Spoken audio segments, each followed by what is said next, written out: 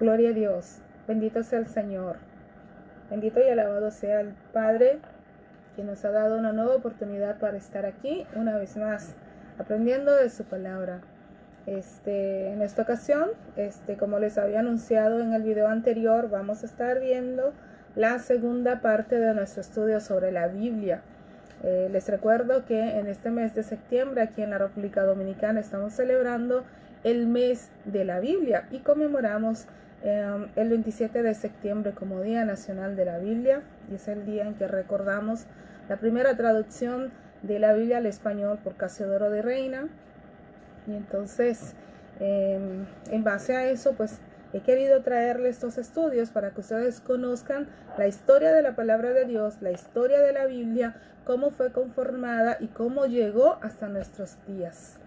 ¿Por qué? Porque es importante que conozcamos todo el trasfondo, todo el traspaso que ha sufrido nuestra Biblia, que es lo que nosotros como cristianos afirmamos es la palabra de Dios.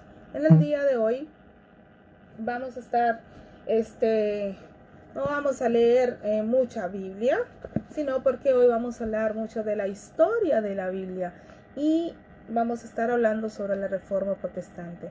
En el día de ayer estuve compartiendo con ustedes en la primera parte de este estudio donde les contaba cómo está conformada la palabra de Dios, cuáles fueron los cánones que se usaron para elegir, sea en el Antiguo Testamento que en el Nuevo Testamento, los libros que conforman nuestra Biblia. Les hablé también sobre los libros deuterocanónicos, aquellos 7 libros que están, vamos a decir, que contiene la Biblia de la Iglesia Católica, que no están en la Biblia protestante. Entonces, hoy vamos a estar hablando sobre, ayer llegamos hasta el 392, donde a través del Concilio Cuarto de Cartago en el 419, pues quedó finalmente establecido el canon bíblico como lo conocemos nosotros al día de hoy. Les había dicho que Jerónimo de Estridón fue el encargado de traducir la Biblia del griego al latín.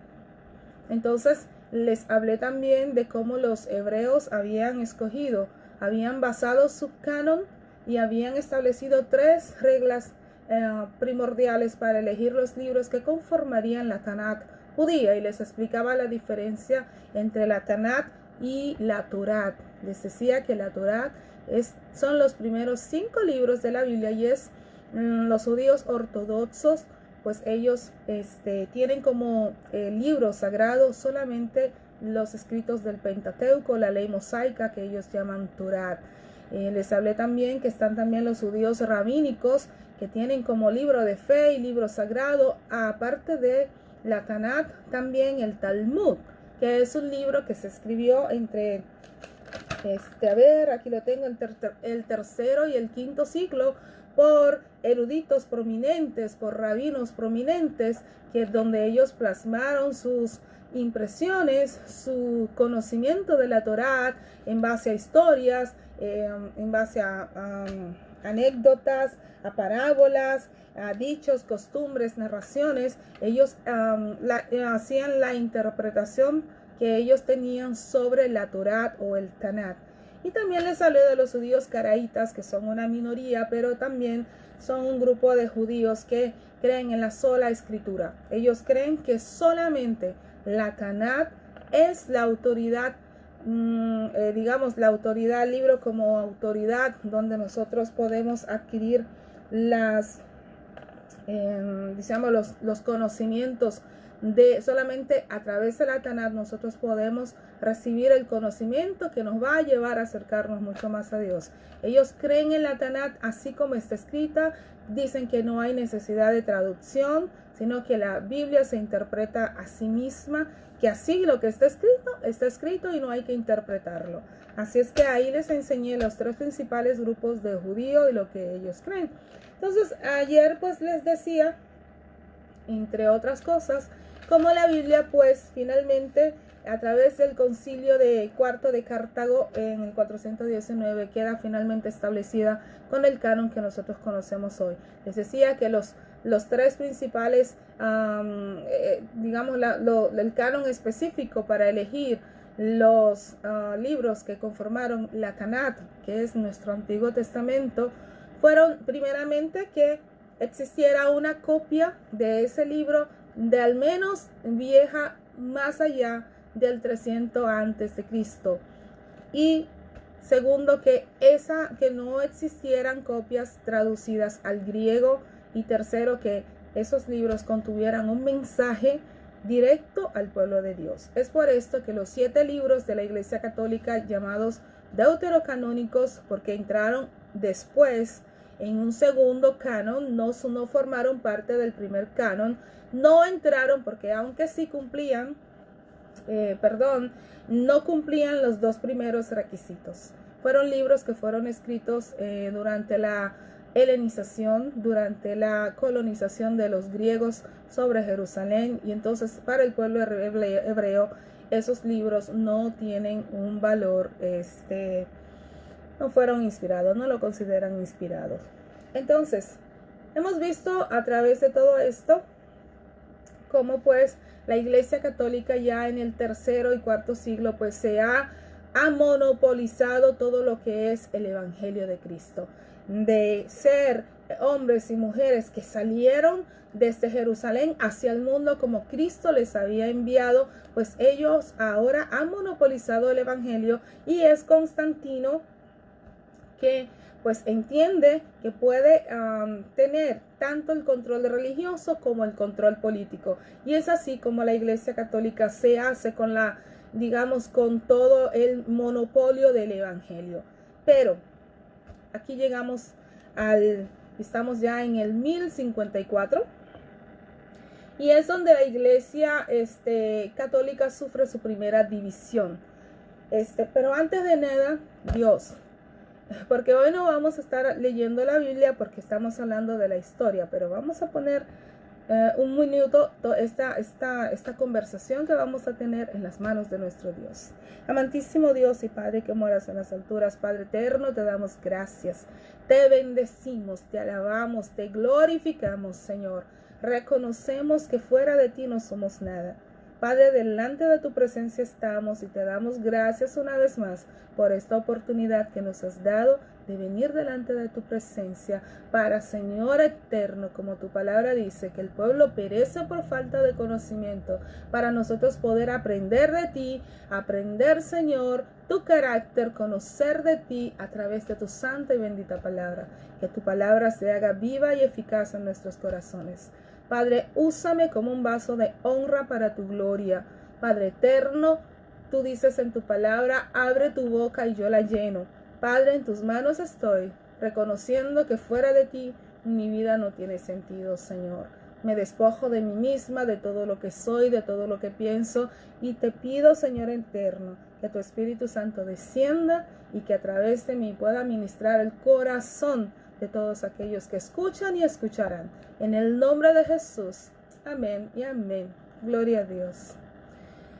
Bueno, pues, como ya les decía, la Iglesia Católica sufre su primera división en el año 1054. Y entonces de esta primera división, pues resulta la Iglesia Ortodoxa griega. Pero ¿qué es la Iglesia Ortodoxa? ¿Y cuáles son sus creencias? Hay una gran diferencia entre la Iglesia Ortodoxa y la Iglesia Católica. Vamos a ver cuáles son las diferencias principales, cuál es su creencia, cuál es su fe. Y la primera creencia que ellos practican es la salvación. Para ellos la salvación es un proceso gradual que dura toda la vida y mediante el cual los cristianos se vuelven más parecidos a Jesucristo, lo cual requiere fe que practica a través del amor. También ellos creen en el bautismo. Los cristianos ortodoxos creen que el bautismo, contemplado por todas las ramas del cristianismo como acto de aceptación en la iglesia, es real y es el comienzo del proceso de salvación. En la Iglesia Ortodoxa practica el bautismo por inmersión completa de la persona en el agua. O sea, hay una diferencia, esta es la primera diferencia entre la Iglesia Ortodoxa y la Iglesia Católica. Los católicos tienen otra forma de bautizar, Pero los ortodoxos, así como nosotros los protestantes, pues creemos en el bautismo por inmersión, o sea, todo el cuerpo abajo del agua. Otra cosa que ellos practican es la Eucaristía. Y es el centro del culto de la Iglesia Ortodoxa. Durante la Eucaristía, los creyentes comulgan con pan y vino y son transmutados en la consagración en el cuerpo y la sangre de Cristo, y con ellos obtienen vida y fuerza. Esa es su creencia. Entonces, también ellos creen en la Trinidad. Y para la creencia ortodoxa, existen tres personas en la divinidad, distintas pero iguales en importancia: Dios Padre, Dios Hijo y Dios Espíritu Santo, procedente del Padre. Las tres encarnaciones divinas están en una unidad indisoluble. Esa es nuestra misma fe y es lo que la Biblia pues nos enseña.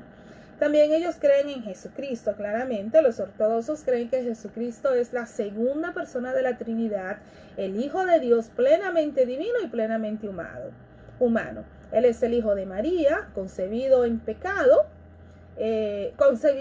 Jesús sin pecado. Jesucristo murió en la cruz para salvar a todos los hombres, resucitó y ascendió al cielo. La Iglesia Ortodoxa cree que Él regresará un día para juzgar a todos los hombres. También la Iglesia Ortodoxa cree en María como la madre de Jesús, pero los cristianos ortodoxos creen que María, que fue la madre de Jesucristo, posee la gracia suprema y debe ser altamente honrada, pero ellos, al contrario de los católicos, rechazan la doctrina de la Inmaculada Concepción y por ende también rechazan la doctrina de la ascensión de María al cielo. Déjenme y les explico. Los católicos creen que María fue concebida sin pecado. O sea, que María no vino de una relación normal entre un hombre y una mujer. Ella nació, no, la Biblia no nos enseña eso. María fue concebida como usted y como yo. Y entonces eso creen también los ortodoxos. Ellos creen en la predestinación. Y la predestinación, según la religión ortodoxa, es que Dios tiene el conocimiento previo del destino del hombre, pero no lo predestina. Y eso es una diferencia. En eso también yo creo, y estoy de acuerdo con eso en la palabra de Dios. Hay otro grupo de protestantes que vamos a ver más adelante, que son los calvinistas o el calvinismo, que sí creen en la doctrina de la predestinación, donde Dios elige un grupo de hombres para salvación y elige otro grupo para condenación. O sea, eso es totalmente falso. Y entonces los ortodoxos creen en la predestinación, pero en el sentido de que Dios ya tiene conocimiento previo del destino del hombre. ¿Por qué? Porque la Biblia dice que Dios es omnisciente y Dios es omnipresente, pero también Dios es todopoderoso. Dios conoce el pasado, el presente y el futuro. Dios conoce donde tú has elegido pasar tu eternidad, sin que Dios tenga que incidir en eso de una forma o de la otra. La responsabilidad es enteramente del hombre. ¿Por qué? Porque muchos son los llamados, pero pocos los escogidos. Los llamados tienen que ver con mi voluntad. Dios me llama, pero yo decido si le escucho y le sirvo o no. Los escogidos tienen que ver cuando yo rindo mi voluntad a la voluntad de Dios que me creó. Entonces, no es que Dios escoge porque sí, porque yo voy a escoger a Keila y voy a desechar a María. No. Dios nos llama a las dos. La respuesta de nosotras delante de Dios va a determinar si eres un llamado o si eres un escogido. Yo puedo aceptar, decir, ok, Señor, lo que tú tienes para mí no me gusta, no estoy de acuerdo, no lo quiero. Pero María puede decir, eco, Señor, aquí está la sierva del Señor, hágase conmigo como tú quieras, hazlo, mira, como tú quieras, hazlo. Esas son actitudes y voluntades. Dios no violenta nuestra voluntad. Amén. Entonces, ellos también, los cristianos ortodoxos también practican la veneración de íconos.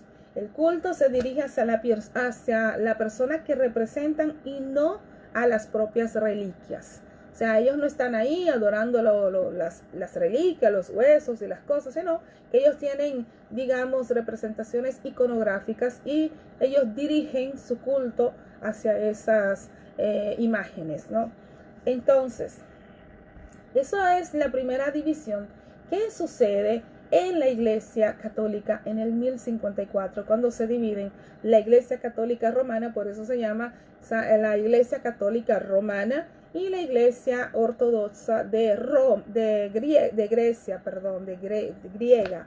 Es entonces la Iglesia Ortodoxa, se dice que cuenta con unos de 260 a 340 millones de personas alrededor del mundo. La más famosa iglesia ortodoxa está en Rusia. Entonces, bueno, por eso fue la primera división en el 1064. Entonces, vamos al tema que nos ocupa hoy, y es la Reforma Protestante. ¿Qué fue la Reforma Protestante y cuáles fueron sus consecuencias? Bueno, pues la Reforma Protestante fue un movimiento de carácter religioso que surgió en Alemania en la segunda década del siglo XVI y fue liderada por Martín Lutero. Este fue un movimiento religioso en contra del poder de la Iglesia Católica y del Papa. ¿Amén? Esa fue la Reforma Protestante. Ahora, los protestantes fundamentalmente criticaron la venta de indulgencias, o sea, cuando la iglesia dio perdón divino a cualquier persona que pudiera pagar. Claro, por la plata baila el mono, ¿no? Bueno, pues la Iglesia Católica se inventó estas indulgencias donde usted podía pagar para el perdón de sus pecados. Este movimiento reformador tuvo un gran apoyo de la nobleza alemana, y que la iglesia pues desaprobaba el capitalismo y la utilización del dinero. Pero sí que le gustaba que le pagaran las indulgencias. Bueno, entonces vamos a ver la Reforma Protestante de una forma más detallada. ¿Cuáles fueron las causas de la Reforma Protestante? El proceso de reformas religiosas comenzó en el siglo XVI y podemos destacar como causas de esas reformas varias causas. Por ejemplo, la primera fue los abusos cometidos por la Iglesia Católica y un cambio en la visión del mundo de entonces, fruto del pensamiento renacentista. Y eso lo vamos a ver más desglosado más adelante. Segundo, la Iglesia Católica inicialmente condenaba la acumulación de capitales, o como llamaban en ese entonces, buscar lucrarse con riquezas materiales. Pero ella misma luego, para el siglo XVI, pues entonces se había apartado de esta doctrina cuando ella misma había comenzado a juntar altas sumas de dinero generadas claramente por los fieles y poseyendo una cantidad extraordinaria de tierras, algo que le gustaba muy poco a la burguesía de entonces, que empezaba en ese tiempo a alzarse con negocios, pero la Iglesia Católica entonces a ellos les condenaba la usura, o bien sea los préstamos con intereses. Pero luego la Iglesia ya para el siglo XVI comienza ella a caer en los mismos pecados que había condenado antes. Entonces, punto número 3 de las causas que provocaron la Reforma Protestante es que comenzó la Iglesia Católica a vender indulgencias. Ellos predicaban que cualquier cristiano podría y debía comprar el perdón para sus pecados. Lutero entonces discrepó discrepó públicamente con esa práctica realizada por el Papa León X. El Papa León X fue el primer papa que comenzó a vender indulgencias como certificado de que yo te perdono todos tus pecados. Y entonces Lutero, viendo esta práctica, esto fue su punto detonante, fue la cosa que escadenó en él el cambio, la protesta para que la iglesia se reformara. Entonces, un cuarto punto fue la crisis institucional y moral por la que pasaba la Iglesia Católica en aquel momento debido a la corrupción de sus sacerdotes. Primeramente, la venta de indulgencias y la venta de cargos eclesiásticos. No era como hoy, que los cargos eclesiásticos se le dan a personas que son sacerdotes, que han dedicado toda su vida dentro de un seminario a prepararse. No. En aquel tiempo no funcionaba así, sino que comenzaron a vender estos puestos eclesiásticos, un poco hoy como hacen nuestros políticos, ¿no? Que comienzan a vender los puestos políticos al que mejor pueda pagar. También tenían, aparte de las indulgencias que ya les he explicado, también vendían las reliquias de los santos, los huesitos de Santo Tomás, los huesitos de Pedro y bueno, por ahí. Y la gente en ese tiempo tan boba, pues compraban estas cosas como creyendo que realmente eran reliquias verdaderas. También la Iglesia Católica poseía mucho poder político. Y lo que en aquella época era un problema porque generó un descontento en la nobleza, en la nobleza alemana de ese tiempo, con el poder político de la Iglesia Católica, porque la Iglesia Católica, además de ser un poder religioso, también se constituía un poder político. Y finalmente la centralización del poder en las manos del Papa, así como la concentración de las tierras. Todas estas razones provocó la reforma protestante, provocó que Lutero, que comenzó con una protesta religiosa en contra de las indulgencias vendidas, de los sacerdotes que no estaban preparados, que no sabían ni siquiera casi hablar latín y no podían instruir bien al pueblo, pues se le agrega la nobleza de entonces y esto pasa de ser no solamente un movimiento religioso, también un movimiento político. ¿Cuáles fueron las características de la Reforma Protestante? Pues primeramente, como ya les había dicho, fue liderada por Martín Lutero, que tuvo su origen en Alemania. Estaba en contra del poder de la iglesia, del poder papal, por la corrupción que veía al interior de la sede de la Iglesia Católica, y él hablaba de que la Biblia debía ser la única fuente de la palabra de Dios. Solo la Biblia, nada de bulas papales ni de dogmas de fe inventados por la Iglesia Católica como ellos más les conviniera. También él estaba a favor de que la Iglesia no debía de poseer bienes materiales. Él entendía que la Iglesia Católica no debía acumular todos esos bienes materiales que estaba acumulando ya en ese tiempo. También, según Lutero, las imágenes debían de ser prohibidas en las iglesias y suprimió, o así lo planteó Lutero, suprimir el celibato y el clero regular. O sea, permitir que los sacerdotes pudieran casarse y tener familia.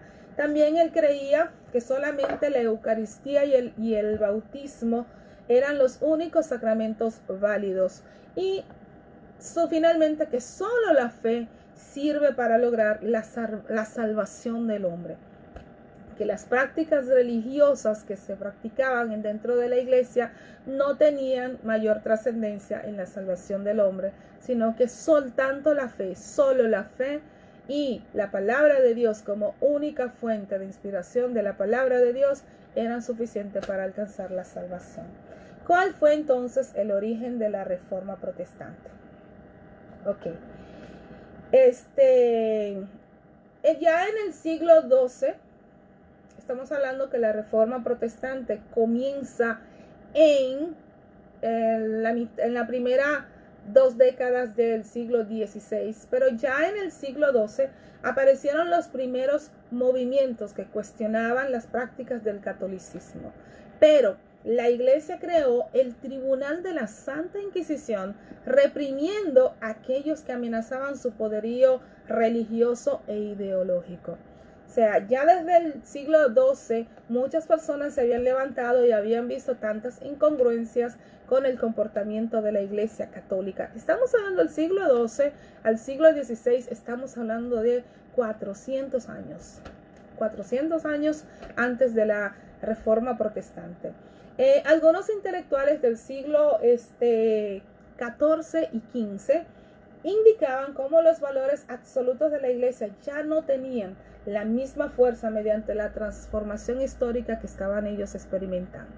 Comenzaban a ver que la Iglesia Católica había cambiado completamente, ya no era la Iglesia Católica que había comenzado siglos antes. Entonces, es el inglés John Wycliffe, que nació en 1330, quien redactó algunos ensayos donde denunciaba las acciones corruptas de la Iglesia y defendía la salvación espiritual por medio de la fe.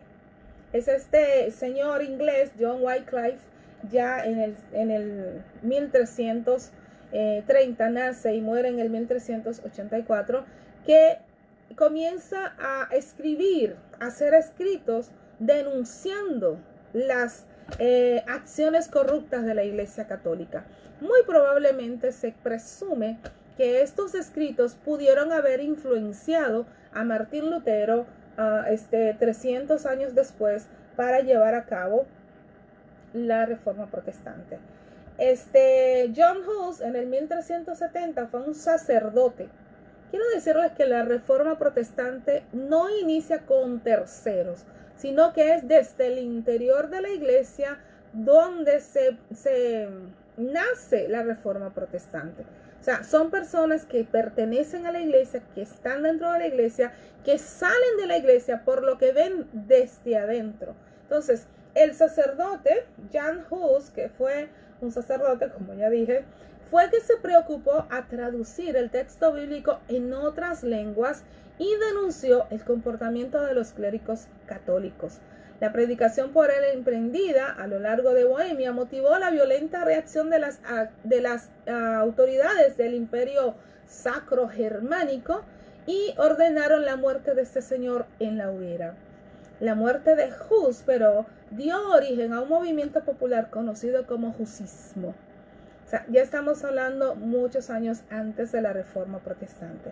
La Iglesia era poseedora de grandes extensiones de tierra y recibía tributos feudales controlados por Roma y por el Papa. Entonces, con los grandes, monarcas deseaban también ellos tener parte de los impuestos del reino. Entonces los campesinos también estaban muy descontentos con la Iglesia porque en Alemania los monasterios y los obispos poseían grandes extensiones de terreno y grandes e inmensas propiedades y riquezas, y siempre, muchas veces, los obispos y los abades son los encargados de los monasterios. Están las abadesas, que son las hermanas, las monjas, y los abades, que son los hombres que se encargan de estos monasterios. Y en muchas ciudades los obispos y abades eran mantenidos a costa del trabajo de las ciudades y de los pueblos donde ellos estaban. También como ya dije antes, la Iglesia Católica condenaba el capitalismo y condenaba también la usura o el cobro de intereses por préstamos ellos lo consideraban pecado, pero al mismo tiempo exigían tributos y exigían cosas, y realmente la realeza, la nobleza alemana no estaba de acuerdo, porque el Papa comenzó a mermar un poco la autoridad de ellos y a entrometerse en asuntos que correspondían solo y exclusivamente a la monarquía. Entonces, muchos elementos del clero estaban desatendiendo las reglas religiosas, sobre todo en lo que concernía al celibato. O sea, muchos sacerdotes no estaban cumpliendo con el celibato y estaban tenían hijos se hablaba de las orgías y de las depravaciones que se practicaban dentro de las iglesias católicas por estos sacerdotes. Aparte de eso, muchas veces estos sacerdotes no estaban debidamente instruidos en la palabra, por ende el pueblo comenzó a cansarse porque ellos no podían recibir digamos, la enseñanza adapta para entender los rituales que se practicaban, porque los rituales se hacían única y exclusivamente en latín. Recuerden que para este tiempo la gente común no tenía acceso a la Biblia, porque primeramente estaba en latín y segundo, las misas se hacían en latín, casi nadie hablaba en latín porque estamos hablando de Alemania. Y entonces usted iba a la iglesia, escuchaba al padre que hablaba en latín, usted no escuchaba y usted salía igual. Entonces comenzó la gente a sentirse insatisfecha por este comportamiento de la iglesia. Ahora, aquí en todas estas cosas que conllevaron a una crisis interna dentro de la iglesia católica. Y ya para el inicio del siglo XVI, la iglesia católica pasaba por un periodo muy tenso. Las negociaciones de cargos en la iglesia, o sea, la venta de los puestos eclesiásticos dentro de la iglesia, la venta de las indulgencias que ya les he hablado, y el declive de las influencias de los papeles de los sacerdotes en el pueblo, digamos, la corrupción, la depravación que había dentro de la iglesia, iban ganando terreno, y poco a poco los soberanos europeos, quienes a poco empezaron a influir en las decisiones de la iglesia, proporcionaron un ambiente muy oportuno para que iniciara entonces un movimiento reformador. La burguesía comercial en plena expansión en el siglo XVI estaba cada vez más inconforme. Entonces, también por otro lado, como ya les había dicho, el Papa recaudaba dinero para la construcción de la Basílica de San Pedro en Roma. En ese momento lo hacía con la venta de las indulgencias, o sea, con la venta del perdón de los pecados, y también con la venta de las reliquias. En el campo político también los reyes estaban descontentos con el Papa porque éste interfería mucho en los comandos que eran solo y exclusivamente propios de la realeza. Entonces, en el nuevo pensamiento renacentista también influyó para esta reforma, esta protesta. ¿Por qué? Porque ya había el pensamiento renacentista hacía oposición a los preceptos de la iglesia. ¿Por qué? Porque ya el hombre del renacimiento, el hombre renacentista, la sociedad del nuevo renacimiento empezaba a leer más, y entonces comenzaba a formarse una opinión mucho más crítica respecto a las acciones de la iglesia. Los trabajadores urbanos tenían mucho más acceso a libros, empezaron a discutir y a pensar sobre las cosas del mundo, tenían un pensamiento mucho más basado en la ciencia y en la búsqueda de la verdad a través de la experiencia y de la razón. Entonces ya no tenían, para decirlo en palabras pobres, ya no tenían ese control en la gente, porque la gente comenzó a buscar conocimiento. ¿Por qué? Porque es en el Renacimiento, la era en la que viene el despertar. La gente comienza a leer, comienza a instruirse, comienza a buscar, comienza a analizar, comienza a pensar. Entonces, como la misma Biblia nos enseña, el pueblo perece por falta de conocimiento. La verdad, conocerán la verdad, dice la palabra, y la verdad os hará libre. Amén. Entonces, la venta de indulgencias, claramente, como ya les he dicho ya repetidamente, la negociación de los cargos eclesiásticos y la vida amoral que tenían los sacerdotes fueron las principales cuestiones que provocaron que Martín Lutero se levantara con sus 95 tesis. Y vamos a ver qué son las 95 tesis de Martín Lutero, perdón. Entonces, Martín Lutero, como ya les he hablado, fue el precursor, fue el primero que se levantó y dijo, oye, esto hay que cambiarlo, esto no está bien. Entonces, Martín Lutero fue el precursor de la reforma protestante en Europa. Lutero nació en Alemania en el año de 1483 y formó parte de la orden agustiniana.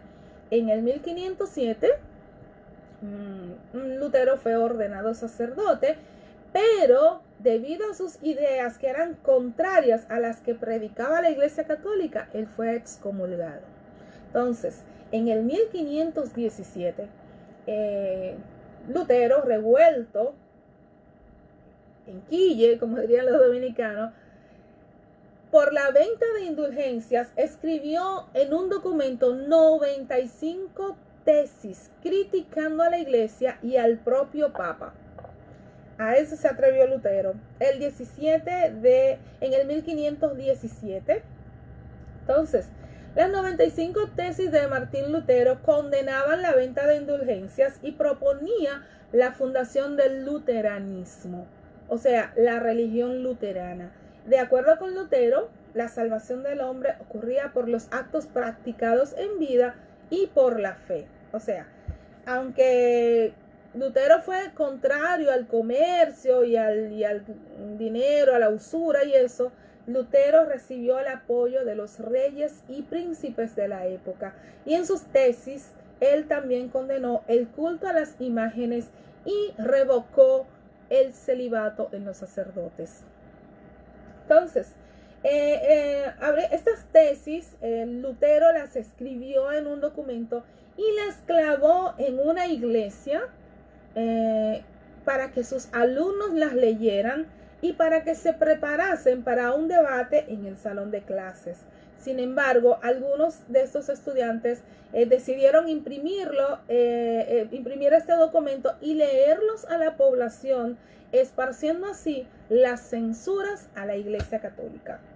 Entonces, en el 1520, el Papa León X redacta una bula condenando a Lutero y exigiendo que Lutero se retractara, que Lutero pidiera perdón público. Pero entonces Lutero cogió esta bula papal, este documento que el Papa había escrito, lo quemó en público y entonces esto agravó la situación de Lutero. ¿Qué pasó entonces? Que en el 1521 el emperador Carlos V convocó a una asamblea llamada Dieta de Worms. Y Lutero allí no solo que se defendió y defendió sus tesis, sino que también él mostró la necesidad de la reforma de la Iglesia Católica, y en esta asamblea entonces Lutero viene considerado un hereje. Fue Lutero entonces por este acontecimiento acogido por la nobleza alemana, se refugiaron en el castillo de Warburg. Y allí él se dedicó a la traducción de la Biblia del latín al alemán y a desarrollar los principios de su nueva religión. Entonces, las 95 tesis de Lutero incluían unas medidas que permitirían eliminar las malas prácticas de la iglesia. La venta de las indulgencias, eso de que cualquier persona que pagara una indulgencia papal quedaba absuelto de los pecados. Dice que Lutero entendía que eso no era correcto, que no era justo, que no era religioso, ya que dentro de su doctrina, de la doctrina de su iglesia que él estaba formulando, las reglas de su iglesia, el pecado solo se perdonaría bajo la confesión y un verdadero arrepentimiento, un arrepentimiento sincero. Las 95 tesis pasarían a ser entonces el centro de la base de la estructura de la religión protestante, siendo que la salvación por medio de la fe, siendo entonces la salvación por medio de la fe y el centro de la doctrina que impartiría entonces la iglesia de Lutero o el luteranismo. Lutero también condenó las reliquias y demás ostentaciones de la iglesia y el clero, como la adoración a los santos. También lideró la eliminación de algunos sacramentos que consideraba innecesarios, solo manteniendo dos de estos sacramentos que eran solo la comunión y el bautismo. En las 95 tesis también llegaron a muchas personas en Europa, y esto gracias a que en ese momento se produjo la invención de la imprenta por Gutenberg. Cada vez más personas, como ya les había dicho antes, comenzaron a leer y comenzaron a instruirse, y eso les dio una nueva forma de ellos vivir su religión, de vivir la fe. Y realmente el despertar que hubo en la gente, en la sociedad entonces, leyendo estas 95 tesis, fue lo que provocó que la misma gente exigiera que la Iglesia Católica debía de ser reformada. Ahora, ¿cuáles son los principios religiosos de la doctrina de Martín Lutero? En el 1530, entonces, Lutero divulgó los principales principios de la doctrina luterana.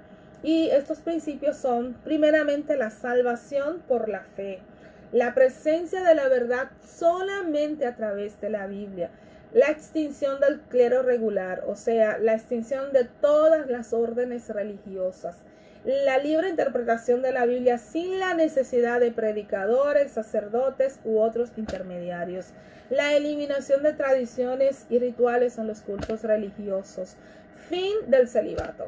O sea, los sacerdotes ya podían casarse porque ya no había prohibición para ellos, para quien quisiera servir como pastor, como sacerdote. Él promulgaba en su nueva religión pues el final de la prohibición al matrimonio, la prohibición del uso de imágenes en las iglesias, el uso del alemán en los cultos religiosos, no más el latín como única lengua, sino que también las personas podrían ir y escuchar y entender lo que allí se estaba diciendo. Y finalmente la Eucaristía y el bautismo como los únicos sacramentos válidos. Su doctrina de salvación por la fe fue considerada desafiadora por el clero católico, pues abordaba asuntos considerados hasta entonces pertenecientes solamente al papado. O sea, que cuando nosotros creemos que somos salvos por la fe en Jesucristo, como nos enseña la palabra de Dios, eso va a tocar, a desafiar la autoridad papal, porque el Papa enseña que tú eres salvo cuando tú vas a comprar el perdón, porque tú necesitas el perdón que solo Él, como vicario y representante de Cristo, te puede otorgar, cuando eso es falso. Amén. Entonces, para que todos vamos a ver, entonces, a pesar del resultado que tuvo Martín Lutero con su reforma protestante, inicialmente el reformador no tuvo la intención de dividir al pueblo cristiano, pero debido a la proporción de sus 95 tesis, esto fue inevitable. Todos tuvieron acceso a las escrituras que hasta entonces se encontraban solo en latín y que hasta ese momento habían sido solo, única y exclusivamente de uso y conocimiento de la Iglesia Católica. En este momento ya las personas podían tener acceso a la Biblia, a las 95 tesis, y todo esto pues creó así que definitivamente la Iglesia Católica se dividiera. Ahora, con un número mayor de lectores del libro sagrado, la cantidad de protestantes aumentó considerablemente, pero también entre ellos se encontraban muchas personas radicales que no estaban de acuerdo con Lutero y que querían matarle. Y esto lo llevó a que él tuvo que ser protegido por la nobleza por 25 años. Entonces, fue responsable Lutero durante este tiempo de la organización de muchas comunidades evangélicas, y durante este periodo percibió que sus enseñanzas conducían a la división. Se casó con una ex monja llamada Catarina von Bora en el año de 1525 y con ella tuvo 6 hijos. Uno de sus hijos de 13 años de edad, su hija, en el 1542, de apenas 13 años, falleció. Y este hecho pues marcó mucho la vida de Lutero, porque lo sumergió en un gran sufrimiento a él y su familia. Lutero falleció en el 18 de febrero de 1546 en la ciudad de Eisleben, en la región central de Alemania. En Suiza, Francia y Holanda, los principios de Lutero fueron ampliados por Calvino. En Inglaterra, los conflictos entre el rey y la iglesia dieron lugar al anglicanismo. Gloria a Dios. Ahora, la división de la iglesia, por fuerza, como ya les había dicho, luego que se dieron a conocer las 95 tesis de Lutero y el crecimiento de la religión protestante por parte de Lutero, esto llegó a crear una enorme división en la iglesia. Estaban por un lado los que aceptaban el liderazgo del Papa y estaban del otro lado los que se oponían a él. En muchos países se unieron se unieron a esta revolución y esta transformación de la iglesia, rechazando el poder del Papa. Y estos comenzaron entonces a llamarse protestantes. De ahí es que nace el protestantismo. También hay que decir que de estas divisiones, pues entonces también se derivaron múltiples guerras religiosas que fueron conocidas como guerras santas, lamentablemente. La reforma protestante de Juan Calvino en Suiza. ¿Por qué hablo de Calvino? Porque el calvinismo es una parte muy importante del protestantismo, que yo no practico. Entonces, la revuelta y los ideales de Lutero se extendieron por el continente europeo y sus ideas fueron reformuladas por algunos de sus seguidores, sobre todo por el francés Juan Calvino, que nació en el 1509. Juan Calvino pertenecía a la burguesía y era influenciado por el humanismo y por las tesis luteranas. Calvino se ha convertido en un ardiente defensor de las nuevas ideas de Lutero, y Juan Calvino, que era un profesor y teólogo cristiano de nacionalidad francesa, había nacido en la ciudad de Noyon el 10 de julio de 1509 y falleció en la ciudad de Ginebra, en Suiza, el 27 de mayo de 1564. Calvino tuvo un papel histórico fundamental en el proceso de la Reforma. ¿Por qué? Porque él fue el iniciador del movimiento religioso protestante conocido como el calvinismo. Hasta los 24 años de edad, Calvino era católico y en el 1533 se convirtió al protestantismo. Fue perseguido en Francia y en el año de 1536 huyó a Ginebra, en Suiza. Ahora, ¿cuál es la teoría de Juan Calvino? En Suiza, el teólogo cristiano francés Calvino comenzó la reforma luterana en la década de 1530 y según Calvino, la salvación se explicaba a través de la doctrina de la predestinación.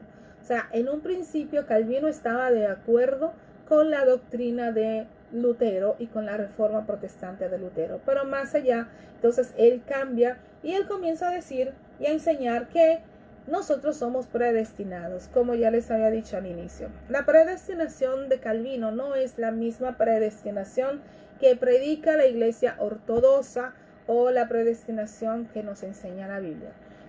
Calvino dice que nosotros somos salvos o condenados, que los salvos y los condenados ya están escogidos por Dios. Entonces, el trabajo justo y honesto es valorado. ¿Por qué? Porque el éxito personal y profesional proveniente de este trabajo justo y valorado es uno de los indicios, enseña Calvino, de que tú eres una persona predestinada a la salvación. Y eso pues nos lleva a mirar la sociedad de hoy, los cristianos de hoy, las iglesias de hoy, que predican que bueno, si estamos todos salvados, si ya estamos predestinados a la salvación, pues entonces la salvación, la bendición, de una persona se mide en base a lo que tiene. ¿Por qué? Porque si tú estás bien económicamente, si tú eres próspero económicamente, si tú tienes un buen trabajo que fruta, entonces tú eres una persona bendecido y por ende claramente tú eres uno de los elegidos y tú seguramente vas a ir al cielo. Lo que entonces te hace pensar qué va a pasar con todos los políticos corruptos que tienen miles de millones de pesos y de dólares y de euros en sus cuentas bancarias, en tanto que las personas alrededor de ellos se mueren de hambre. Entonces, esa doctrina del calvinismo no encuentra lugar en el protestantismo que más adelante deviene, ¿no? Entonces, esta idea calvinista claramente atrajo a muchos burgueses y banqueros para el calvinismo. Muchos trabajadores también vieron en esta nueva religión, claro, ¿y quién no?, muchos trabajadores vieron en esa nueva religión una forma de quedarse en paz con su religiosidad. Claro que sí. Como dicen en italiano, ci mancherebbe, ¿no? Entonces las principales ideas religiosas defendidas por Calvino fueron: la salvación solo se alcanza a través de la fe.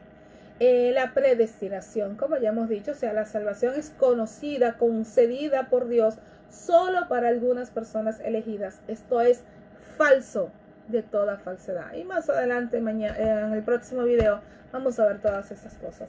Todo hombre es pecador por naturaleza, dice Calvino. La realización de culto religioso debe ser hecha en un local simple y sin imágenes. El culto debe de ser compuesto solo de comentarios bíblicos y sin ceremonias. Y la realización de la Eucaristía y del bautismo como únicos sacramentos.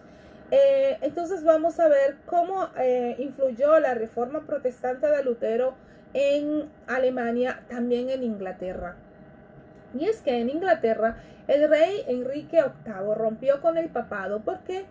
Porque no le quisieron cancelar el matrimonio al rey con su primera esposa para él casarse con la segunda. Entonces esto llevó a que Enrique VIII pues fundara el anglicanismo y aumentara su poder y sus posesiones, porque él sacó de la Iglesia Católica una gran cantidad de tierras. Y allí entonces se funda lo que es la Iglesia Anglicana en Inglaterra.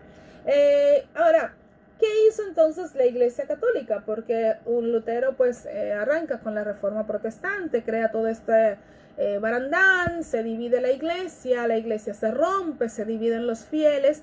Pero ¿qué hizo entonces la Iglesia Católica? Bueno, pues la Iglesia Católica, al ver que la Reforma Protestante crecía cada día más, se unió para responder a esta en lo que se le conoció como la Contrarreforma Católica. O sea, al final de cuentas, Lutero consiguió que la Iglesia Católica se reformara. Entonces, esta contrarreforma influyó la reafirmación. Estas fueron las conclusiones a las que llegaron ellos. Incluyó la reafirmación de la doctrina milenaria, con la consagración del pan y el vino como el cuerpo y la sangre de Cristo, y la veneración de las reliquias y las imágenes iconográficas como prácticas cristianas, entre otros asuntos. En el siglo XVI, la Iglesia Católica estaba pasando por una crisis muy importante, y entonces el Papa Pablo III convocó a un concilio en la ciudad italiana de Trento, y es lo que se conoce como el Concilio de Trento, que fue realizado en los años de 1545 y 1563. Varios asuntos se discutieron y varias acciones entraron entonces en ejecución. Vamos a ver qué se dijo en el Concilio de Trento. Como ya le dije, el Concilio de Trento fue la reacción de la Iglesia Católica a la reforma iniciada por Martín Lutero en la primera mitad del siglo XVI. Con el crecimiento del protestantismo en Europa, la Iglesia Católica entonces buscó una reacción que se conoció históricamente como la Contrarreforma. Ahora, ¿cuáles fueron las principales decisiones de la Contrarreforma? Primeramente, se retornó a la Inquisición. Ya recuerdan que les dije que ya en el siglo XII, también por algunas personas que habían cuestionado los enseñamientos y los comportamientos de la Iglesia Católica no cónsonos con la palabra de Dios, pues entonces ellos formaron lo que era la Santa Inquisición. Entonces, para la Contrarreforma, 4 siglos después, ya en el siglo XVI, ellos retornan a la Inquisición, destinada a este ente a vigilar, a hostigar, a detener y a castigar a todos aquellos que no siguieran la doctrina católica. Es por esto que miles de protestantes, miles de judíos y miles de otras personas que practicaban tantas otras religiones fueron perseguidos y castigados por el Tribunal del Santo Oficio. También allí en el Concilio de Trento, para contrarrestar la reforma protestante, se creó un índice de libros prohibidos. Entonces, como ya les había dicho, una de las razones de la Reforma Protestante fue el que la gente pues se instruía, leía, entonces comenzaba a cuestionar las enseñanzas de la Iglesia Católica. Ellos crearon un índice de libros prohibidos, porque ya la Reforma Protestante, aquí solo les he hablado de lo que pasó con Calvino en Francia, en Suiza, en Holanda, en Inglaterra, pero la Reforma Protestante llegó hasta España y muchas personas, digamos, científicos y letrados de ese tiempo se levantaban y comenzaron a hacer escritos traducidos a sus lenguas para que la gente abriera los ojos, ¿no? Entonces ellos comenzaron a hacer un listado de todos los libros prohibidos, libros que sobre relaciones contrarias a los principios y a las ideas que eran defendidas por la Iglesia Católica. Estos libros que eran encontrados, entonces eran incautados y eran quemados, y quien fuera atrapado con materiales de este tipo recibiría castigos muy severos, y muchos escritores y muchos de ellos científicos fueron arrestados y condenados por escribir libros no aceptados por los católicos. Entonces, el cuarto punto que se creó en la Contrarreforma para contrarrestar la Reforma Protestante fue la creación de las impresas de Jesús. Estos son los jesuitas, o sea, los miembros de esta compañía fueron los jesuitas, y estos fueron encaminados a los continentes, se les mandó a ellos a los continentes africanos, americano y asiático, y ellos tenían como objetivo principal convertir a los nativos en nuevos católicos a través del adoctrinamiento de las enseñanzas católicas. ¿Okay? Es por eso que a nosotros, por ejemplo, llegan a América y llegan los cristianos a evangelizar, a adoctrinarnos a nosotros en la cultura católica, que hasta el día de hoy es la principal religión que se practica en el continente americano. Ahora, decirles que, así como modo el 31 de octubre se celebra el Día de la Reforma Protestante, y es la fecha que hace referencia al 31 de octubre de 1517, que es el día en que Martín Lutero pues puso sus 95 tesis en la iglesia de Wittenberg en Alemania. Entonces, ¿cuáles fueron las consecuencias de la Reforma Protestante? Porque, como ya les dije inicialmente, Lutero comienza esta reforma, comienza a exigir esta reforma dentro de la iglesia, pero él no tenía en su pensamiento que se crearan las divisiones que devinieron de todo esto. Entonces, ¿cuáles fueron las consecuencias de la Reforma Protestante? Bueno, pues la primera es que en muchos países europeos las minorías religiosas fueron perseguidas y muchas guerras religiosas ocurrieron, fruto del radicalismo religioso, de la intolerancia religiosa, la intolerancia de pensamiento, y también en esos años se llevó a cabo una famosa guerra que se llama la Guerra de los 30 años, que fue desde 1618 hasta el 1648. Por ejemplo, colocó a católicos y protestantes en guerras por motivos puramente religiosos. En Francia, por ejemplo, el rey mandó a asesinar a miles de calvinistas en la llamada Noche de San Bartolomé. También una de las consecuencias fue la disminución de la influencia y del poder de la Iglesia Católica en Europa. También surgieron nuevas iglesias cristianas, como por ejemplo la iglesia anglicana, que ya hemos visto, la iglesia luterana y la iglesia calvinista. También el fortalecimiento de los principios sociales y económicos de la burguesía. Los burgueses se enriquecieron y retomaron el control de sus riquezas y de sus negocios, porque estos pasaron a ser sostenidos por la doctrina calvinista respecto a la aprobación de los bienes, del tener bienes materiales que en su contexto la Iglesia Católica prohibía. Entonces esto fortaleció a los principios económicos de la burguesía europea. También otra de las consecuencias de la Reforma Protestante es la reacción de la Iglesia Católica, o sea, la contrarreforma de la que ya les he hablado antes, al movimiento de Reforma Protestante. En este contexto de reacción fue reactivada, como ya les había dicho antes, la Inquisición, que asesinó a millones de personas, también la creación de la Compañía de Jesús y también estableció el combate al protestantismo aún hasta el día de hoy. Entonces, también otra de las consecuencias de la Reforma Protestante fue la traducción de la Biblia a otros muchos idiomas, entre ellas el alemán y el francés. De esta forma, las personas pues pasaron a tener acceso a la lectura de la Biblia, como ya les había dicho antes. Y también otra de las consecuencias que produjo la Reforma Protestante fue la creación y el nacimiento de muchas otras sectas, como dice la Iglesia Católica, de muchas otras iglesias protestantes, no solo la iglesia luterana, anglicana y calvinista que ya hemos visto, sino también que vemos entre ellas pues los adventistas del séptimo día, la iglesia anglicana, la baptista, la bautista, el calvinista, la Betrén, la iglesia de Dios, los hermanos morados, luterana, metodista, pentecostal, testigos de Jehová, la iglesia unida.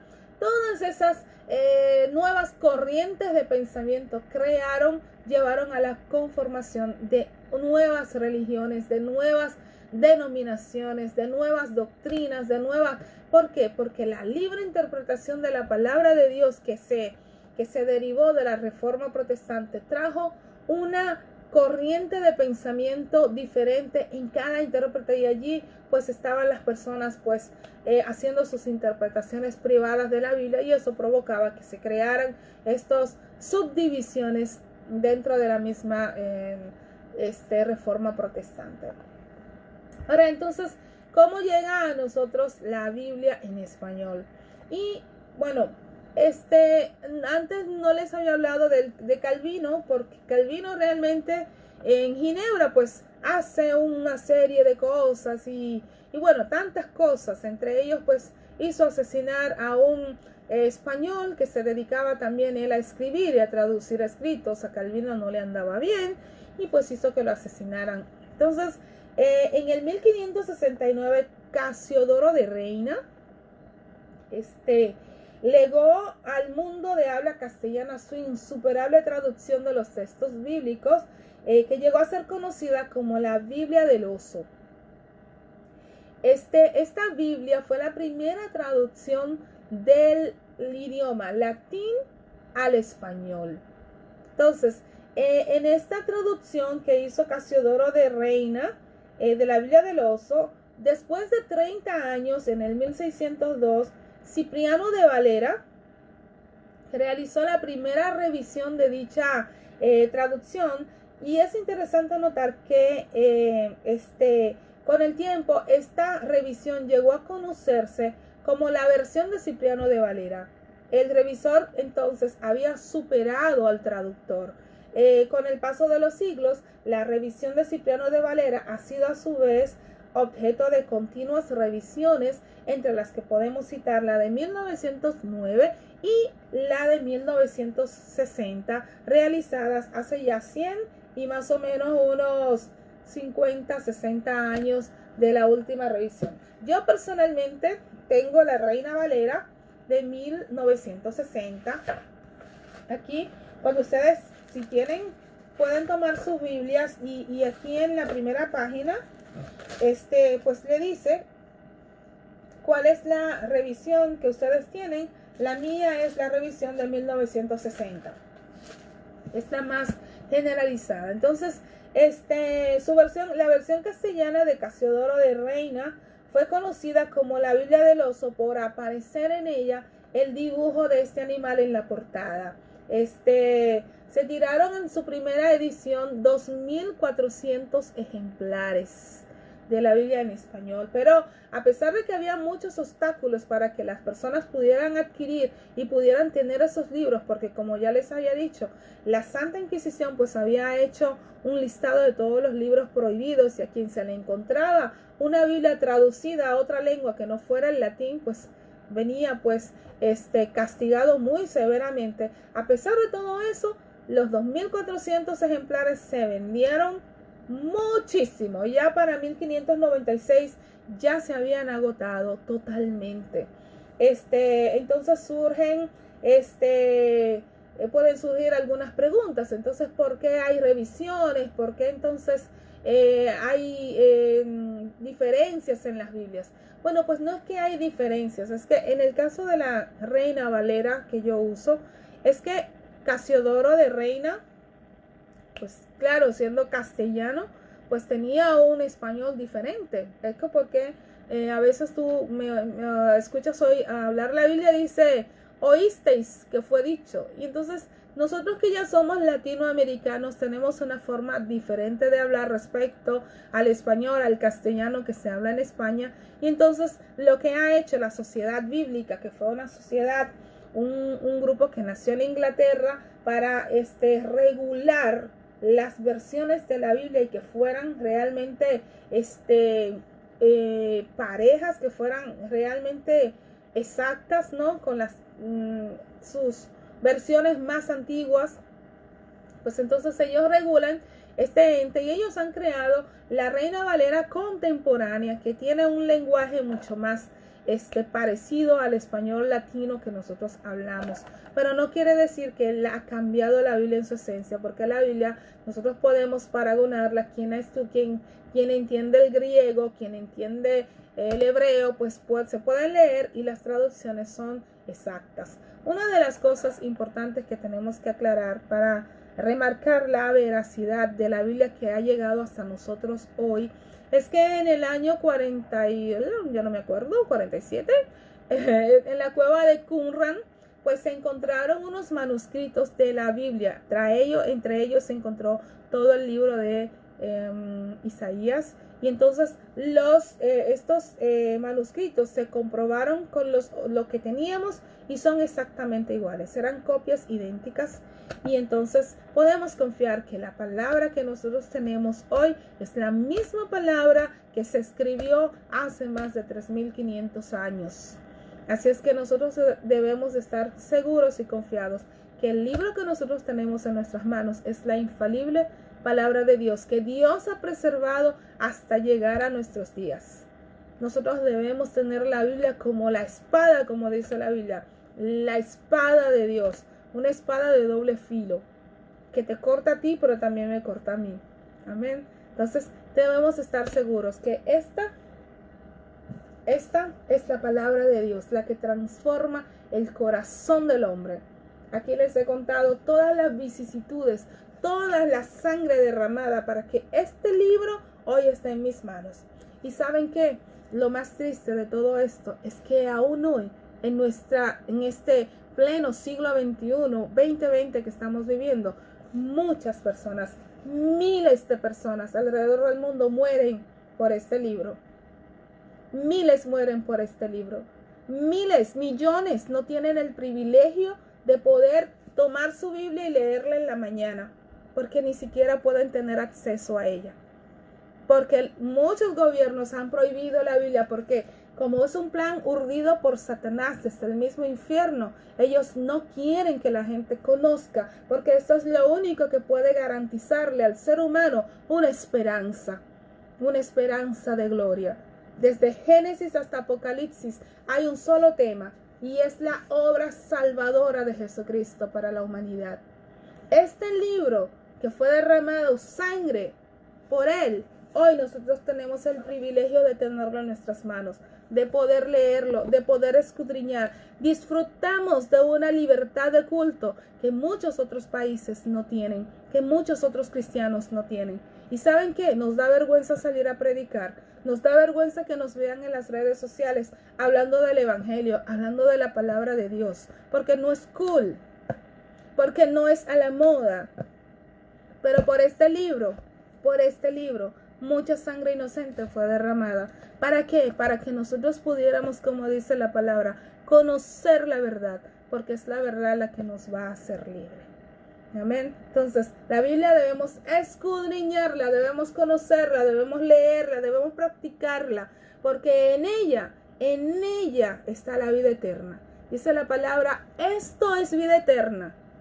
Decía Jesús, esto es vida eterna, que te conozcan a ti, el único Dios verdadero, y a tu Hijo, a quien tú has mandado. ¿Cómo conocemos el carácter de Dios? A través de la palabra. A través de la palabra podemos forjar el carácter de Cristo en nuestras vidas. Ella es nuestra guía. Ella es la que nos va a guiar hacia la vida eterna. Así es, amados, muchísimas gracias por su atención. Mañana vamos a terminar este tercer video. ¿Qué tengo aquí? Este tercer video del estudio de la Biblia. Y vamos a hablar finalmente sobre la Biblia. ¿Qué dice la Biblia de ella misma? Que nos enseña la palabra de Dios sobre la palabra de Dios, y vamos a estar viendo muchas curiosidades que encontramos aquí adentro. Vamos a ver qué nos enseña la palabra de Dios, muchas curiosidades. Así es que vamos a ver con la palabra de Dios qué nos enseña, cómo podemos estudiarla, cómo podemos crear un plan de estudio, cómo hacer un devocional. Mañana les voy a enseñar a cómo hacer un devocional con la palabra de Dios. Así es que, amado, muchísimas gracias por su atención. El Señor les bendiga y les guarde. Bendito y alabado eres tú, Señor, Dios del universo. Te alabo y te bendigo, Señor, porque una vez más tus misericordias han sido renovadas sobre nosotros. Gracias, Señor, porque por tus misericordias no hemos sido consumidos. Padre, te pedimos perdón, Señor amado, por las veces en que no hemos, Señor, dado el valor a este libro que tú nos has regalado.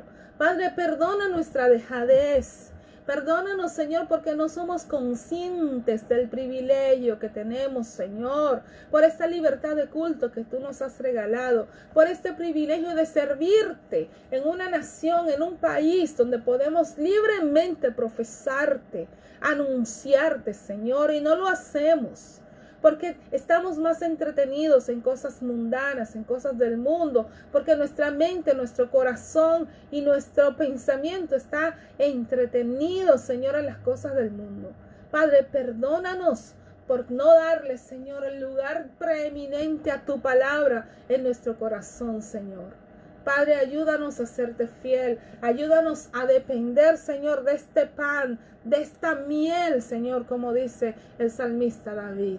Oh, Señor, tu ley es más dulce que la miel que destila del panal, dice la palabra. Padre, permítenos vivir por tu palabra. Fácil, Señor, haz, Señor, que tu palabra sea realidad en nuestras vidas, que sea eficaz en nuestras vidas y que nos ayude, Señor, a producir frutos de verdadero arrepentimiento. Gracias, Señor, en el nombre de Jesús. Amén y amén. Gloria a Dios. Muchas gracias, mis amados. El Señor les bendiga y les guarde. El Señor, pues, nos ponga a nosotros, Él que pone el querer como el hacer, nos haga dependiente de su palabra. Que si tenemos que depender de algo, sea de la palabra de Dios, porque en ella hay vida eterna. Así es que, amados, Dios les bendiga, buenas noches, el Señor les bendiga y les guarde. Amén.